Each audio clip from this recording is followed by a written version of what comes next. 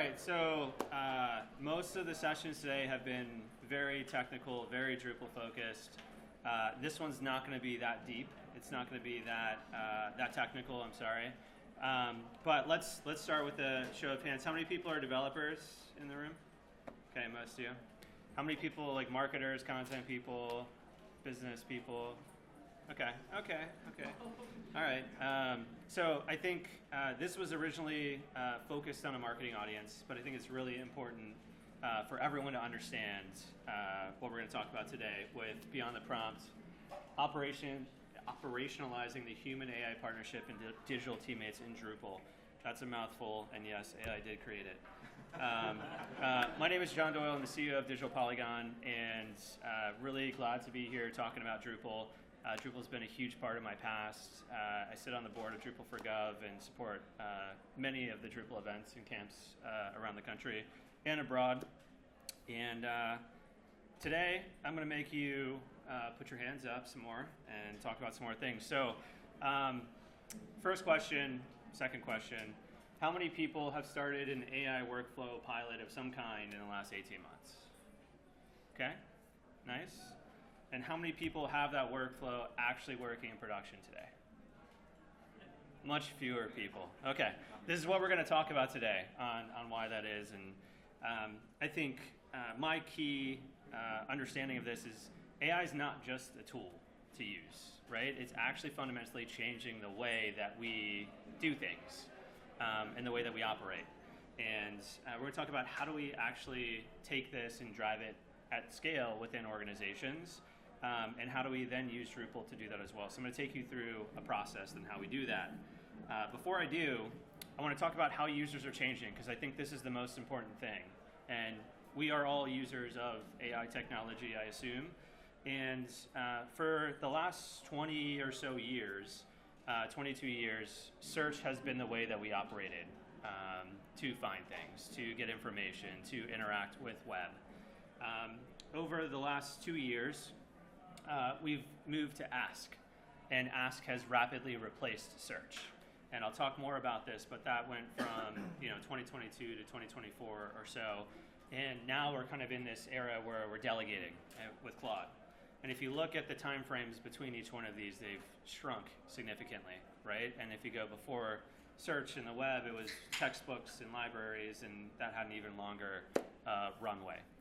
And I think this is really important for us because we're having a lot less time to react and change and act against the market. And it's pretty scary. And I know Josh talked about it earlier that maybe we have all this time to do it. I'm not so sure how much time we have in the web space and in the technology space to adapt and to change. And following up on this, I want to give another graph, but before I do, does anyone know how many months or years or days it took Facebook to get to 100 million users? 10 years? Anyone else? 3 years? How about ChatGPT? I know where you're going. How much time? 8 months. 8 months? 100 days? Okay. So this graph is very telling, right? So Facebook was 4.5 years. ChatGPT was 2 months. And if you think about the adoption of technology and the way that it's changing and the tools that are there to market things, you can start to understand why this is becoming such a big deal so fast and why every conversation we talk about is AI driven. And I think what's fundamental about AI and ChatGPT is it takes us away from just a new tool to use, but it's a new way that we interact with things. And our brains are programmed to want to do things easy, right? And asking and prompting to get information brought to us instead of typing a keyword, searching through 10 results, going to read each of those results is a much better experience for us and for our brains. And now we have to adapt rapidly to that new user behavior and the tools that are being built to, I guess, to give into that desire of our users, okay? So what I've been talking about for the last year is really around this AI workflow maturity. And you can take this and you can apply it to so many different things.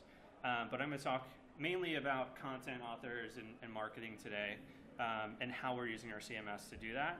And it's really 5 stages in my mind, is how we move through this progression. And the first stage of this is prompting. And that's what probably everyone in this room does. You pull up ChatGPT, you pull up Gemini, you pull up Claude, you type in a prompt, and you get there.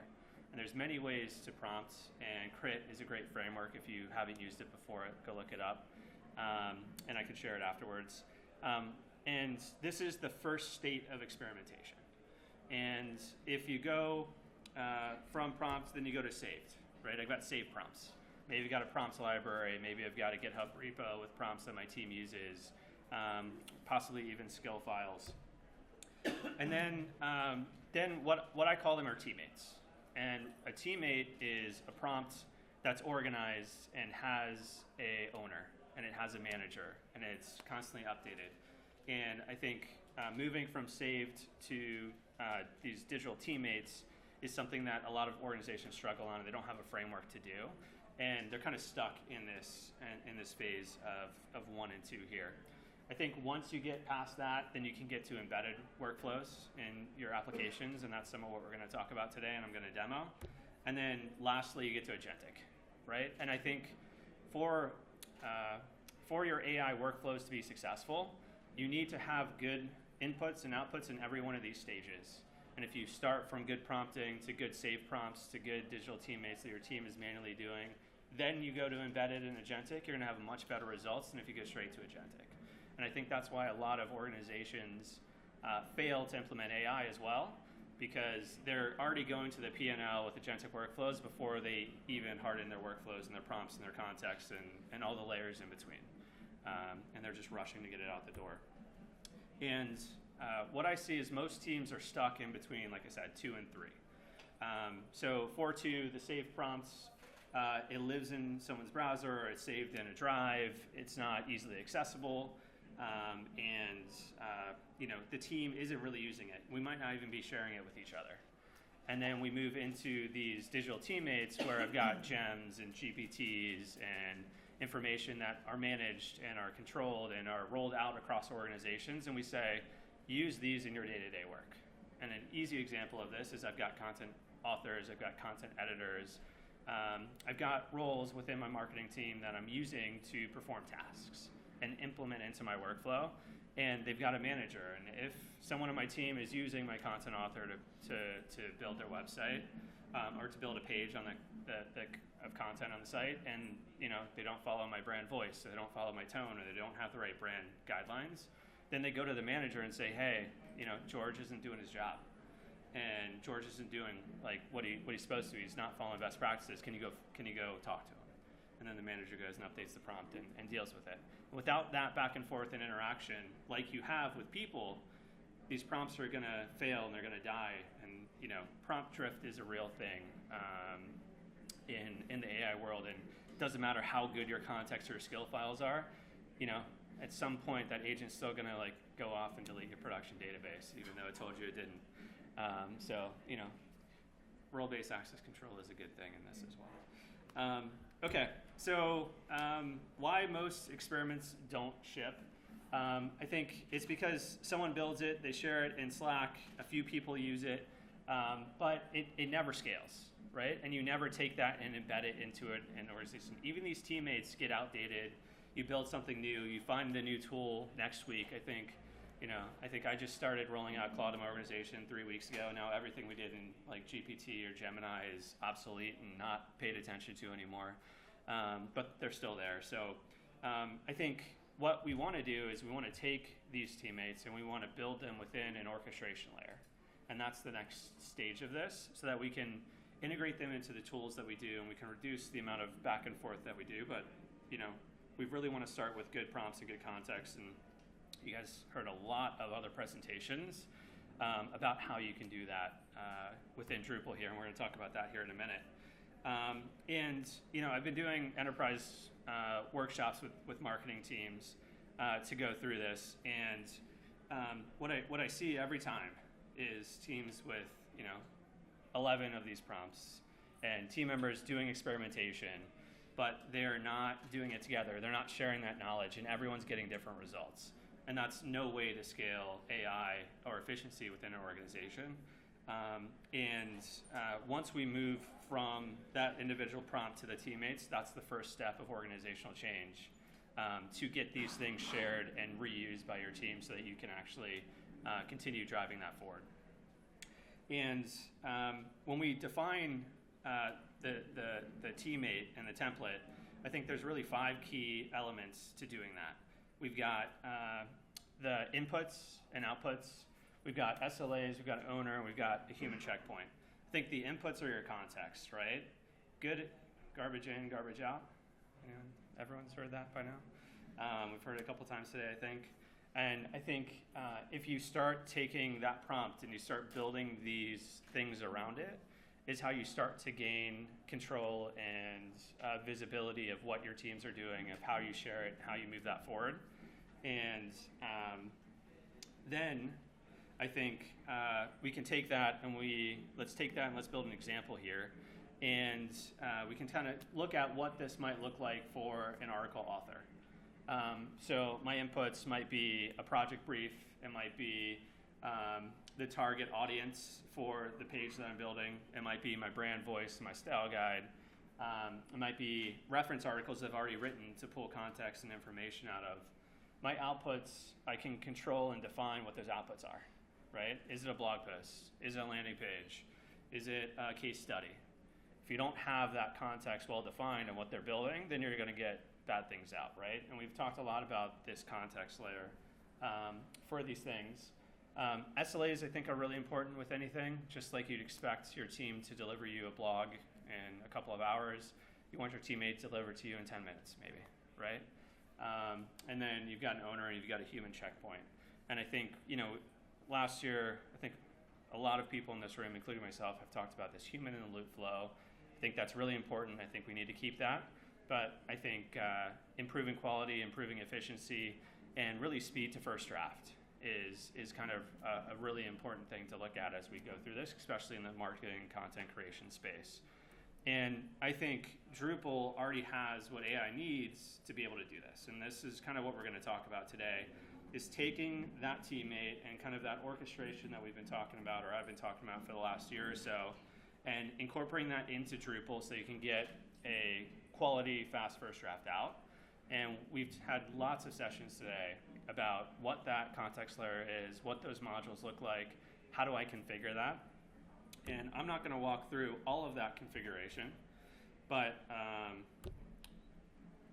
going to go through one slide that talks about Drupal first, and then I'm going to pull up a video.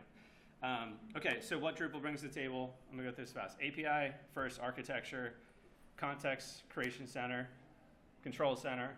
Sorry for the name. That was a late minute ad. Great presentation earlier. Structured content model, taxonomy, workflow states, and an audit log. And I think with all of these things together, I can build a human-in-the-loop workflow directly in my CMS, so I don't need to build my gems and my GPTs and my projects in Claude and then copy and paste them into my CMS or use an MCP server. I can do this directly where my content team is, and I've got a full history of everything that was done. So let's take a look at a prompt becoming a page. And I didn't trust a live demo, so I recorded a video that I'll talk through here. And this is a demo of Drupal CMS that we set up. And the CMS is created with Gutenberg. We've created agents for 3 different content types. And I think breaking this out into each of your content types is really important, and we built context for it. Now, you can have global context, you can have context at the agent or content type level, and you can merge these things together as you work through the workflow within Drupal. And the better your prompt is and the better your context is for that input, the better output you're going to get. And by separating out each of your content types into a unique context, you're not going to have that bleed between them, so it knows exactly what it's going to create. So we went through and we created these for the different content types. They have different requirements for how the pages are built and what information goes in them. And we've also given the new content editing or authoring interface that we've kind of reimagined within Drupal, context to my whole design system and my library of components, so it can create it. So we kind of reimagined the content creation interface with this build with AI that'll act more like what users are used to now in your chat interfaces. It's got information up top about the content types that we have and what you want to use to help your authors understand. And then we pasted in a brief here. For any page you're going to create, you'll most likely have a brief, right? Title, description, keywords, who your audience is, to drive this forward. And once we go through and we put in the brief, all of that other context isn't needed anymore because it's already configured in Drupal and the whole team is going to use it, right? So we've defined it, we've defined its inputs, we've defined how the outputs are going to control, and now all I have to do is give it the information for what I'm going to create. And on our demo site, it takes about 50 seconds to generate the first draft here. And then we'll see what the output is. What do you guys think you're going to see here? Text? Simple blog? Come on. No? Nothing? Maybe Rick Astley doing Yeah? Like the multiverse. So what you see here is a fully built Gutenberg page using components that we pre-built into our design system with the organization of the structure that I've asked for on the topic that I asked for. It does have placeholders in it for information that it didn't know how to enter, or we didn't provide it, based on the structure of the page that I gave it. And for all of the information architects in the room who define page structures and what your services page should have, you can define that in here so they build good content. If they don't give it to you, then I stub out the content. Obviously with Gutenberg, I can click and drag and drop and inline edit all of this text. And this isn't meant to be a fully published page. This is meant to be a first draft, right? So I just took the initial first draft from taking hours for someone to create the content, send it to my devs, go and build the component layouts in the page, to getting it on the page so I can just go in and edit it, add or remove components, and drive that forward. And that's the power that AI gives you, and Drupal AI gives you, to embed these well-rounded prompts into your CMS and really bring it to life. What you can watch for, if you looked in there, I should have said this first, but short prompt, tone of voice, structure, and then the human checkpoint at the end. What that did was it created a draft, and that draft has to be published by a human. And that makes sure that we have the workflow in place to drive that forward. This same pattern can be applied to different teammates, landing pages, product pages, documentation. We can even go outside of the CMS and do RFP responses, right? Drupal can be that orchestration layer for contextualized AI as we drive this forward.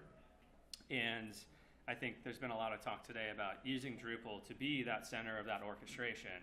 And I think with this context layer and this information net, building another UI to then spit me out an RFP template, putting it into the PDF document, like PDF creator, you can really build your own tools really easily on top of the platform. I think it gives us a lot of opportunity here. So 4 things to take with you. Build a charter before you prompt, right? Build the outline of what information is going in, how it's coming out. Use your CMS as that foundation for where AI lives. It's going to get lost in the tools. New tools are coming out all the time, so build it into your current workflows as you drive that forward once you get it, and keep human in the loop. Think also, take it slow, right? Launch one, test it out, make sure it's good, fix the tweaks, and then continue to iterate through there.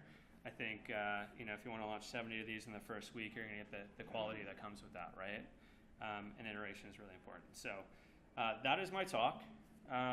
You can find me on LinkedIn here, and thanks everyone for coming.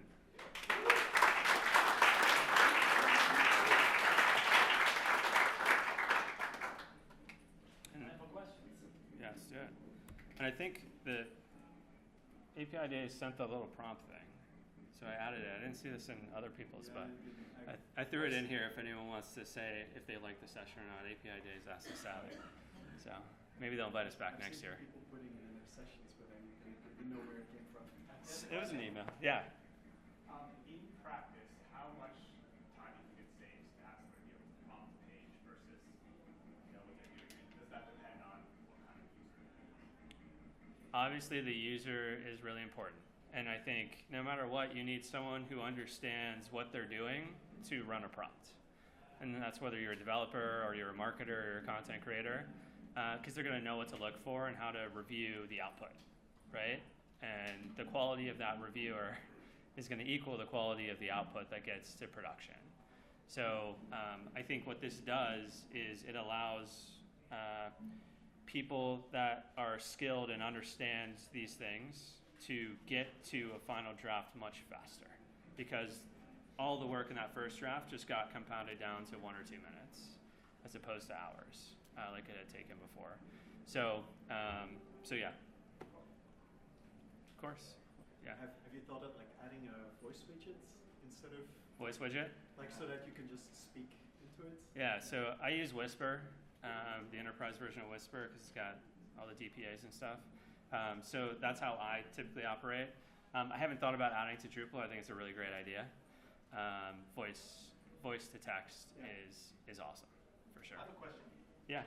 So like in your experience, in your opinion, like what's the perfect moment to move from creating content to creating layout? Because like I felt in your demo, the prompt was really elaborate that you put in, and then you get the perfect page here. Mm-hmm. But I mean, this prompt wasn't probably written in one go, you know, and normal publishing process, you start like someone in Google Doc where people collaborate, there's some things, yeah. So what would you say is the perfect moment to just go from the content to the layout?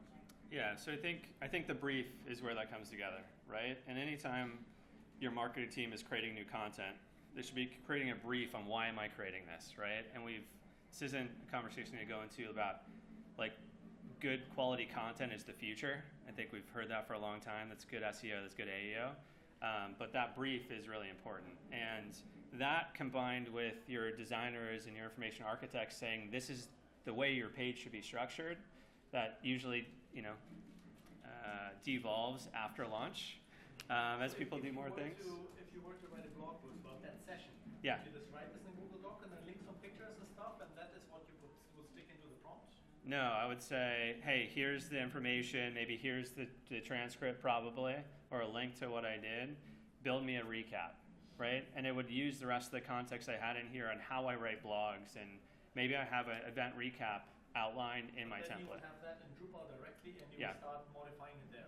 Yeah. So no, I would have that in Drupal, and then in the prompt where I add it, I just tell it the task and give it the context it needs for that individual article, right? So the structure of an event recap is probably something I would put in context if I'm doing that all the time. Obviously, if it's a one-off, then you would prompt it, but it depends on how often you use it and how reusable that is, and have you built the teammate, right, to drive that forward. Does that make sense? Yeah.